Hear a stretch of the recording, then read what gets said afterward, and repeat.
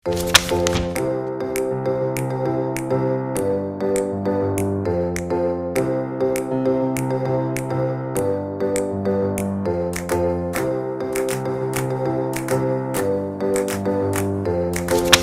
si Maribeth Mainot, property consultant under Prime Realty, in-house ng Camellia, Tanawan. Ang dati kong trabaho ay isa akong OFW, 5 years ako sa Taiwan. After ng 5 years, 2006, umuwi ako dito sa Pilipinas. After ng siguro mga ilang months, nagtry akong mag-apply pa rin sa kung saan-saang lugar. Kasi talagang ang gusto ko, maging OFW, magtrabaho sa ibang bansa. Hanggang isang araw na lang, nung nag-grocery ako sa TSM, may mga booth doon ng Camellia. Pero hindi ko plan mag-apply bilang isang ahente, kundi bilang isang kliyente. Hanggang sa yung ahente doon, parati na akong itinitext ng mga promo. Yung lagi na lang laman ng cellphone ko ay promo nila. Hanggang sasabi ko doon sa ahente, pwede po bang ako na lang yung magbibigay ng buyer sa inyo? Hanggang sa iyo, naging referral ako. Hanggang sa inalok ako ni Sir Louie na bakit hindi ko itry maging in-house sa Camellia. 2009, naging full-time na ako kay Camellia. At dahil din doon kay Camellia, doon sa pagiging full-time ko, marami akong taong nakilala. Doon ko parang lalo ako napamahal kay Camellia. Monthly na, hihit ko yung quota ng Camellia. Meron ngang monthly, lumabis pa eh. Yung ginagawa ko sa incentive noon, binibili ko siya ng, halimbawa, gamit sa bahay. Kasi ang laking bagay. Hanggang yung tatay ko hindi makapaniwala na makakapagtayo ako ng isang business sa Walter kasi ang mahal ng monthly doon. Hindi niya alam na galing yon kay Camellia na. Nangangarap lang kami noon ni Mama Vic, ni Sir Louie na sa isang araw gusto ko sabay-sabay tayong meron ng sasakyan dyan. Nangyari yon. At dahil din yon kay Camellia, nakapundar ako noon yun yung sasakyan na napakalaking bagay sa akin. Madali na ako nakakapunta sa buyer. Lalo akong na-inspired magtrabaho kay Camellia nung makita ko yung kliyente ko.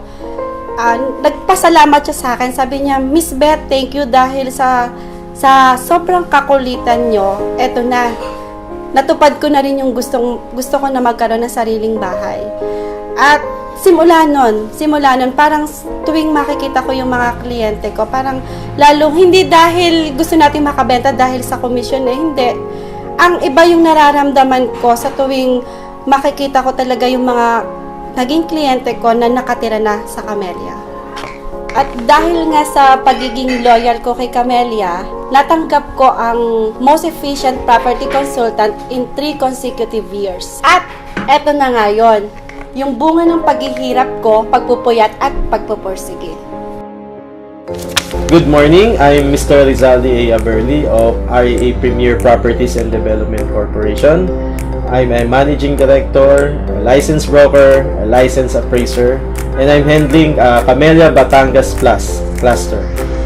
Nag-start ako year 1995, first job ko sa Semicon company sa Cavite.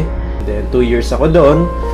Year 1997 when I entered MB Villar Group of Companies as part of their accounting department.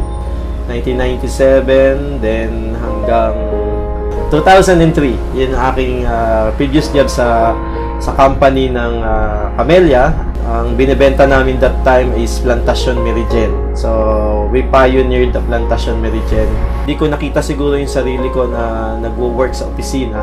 Although, I love my job, but syempre, nagdi-dream din ako, tulad ng iba na sana ayokong ma-enjoy yung life na retirement age ko na. Nag-start ako sa aking real estate business. Una ay sumama muna ako sa isang real estate group. I acknowledge ko si CRB Realty. Nag-start ako sa CRB Realty as sales manager. And then I took the board exam for real estate brokerage. So, naipas ko naman yung exam, and from there on, nabago na yung aking pananaw, nabago yung aking career. I put up my own company. Ito yung REA Realty. 2006 and hanggang 2010, yun ay ang in-house term ko sa Camellia. And then I separated the in-house group 2010, 2011. So doon ay nag-standalone na yung REA Realty. After my career sa opisina, hindi naman ako binigo ng real estate kasi dito ko na-achieve yung house and lot ko kapag patayo na ako ng sariling bahay. At kasabay nun, nakabili rin ako ng sasakyan, no? Nakapagsimula din ako ng pamilya ko. So, yun, kasama ko sila ngayon sa journey na ito, no? So, isa ito sa napaka magandang memories na naibigay ng Camellia sa akin, yung makarating ako ng China to Korea, no? A small island ng Korea.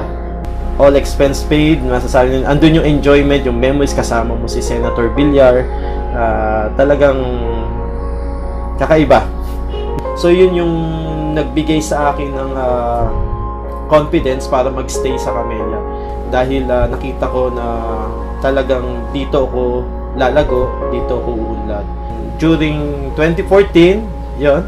So eto na, na-achieve na namin yung number 1 position ng Camellia. We want to work as one na merong sinusunod na values. Kasi ito yung masasabi kong nakagisnan ko during that time na ako ay empleyado ng Camellia, na talagang kahit anong pagkakaiba-iba namin, no, as employee, maging inspirasyon kami sa ibang real estate na mga bago na pumapasok sa Camellia, na talagang magtiwala lang tayo sa sistema ng Camellia, sa produkto ng Camellia, and yun ang ginawa ko. Parang from that time, ang motivation ko talaga is maging number 1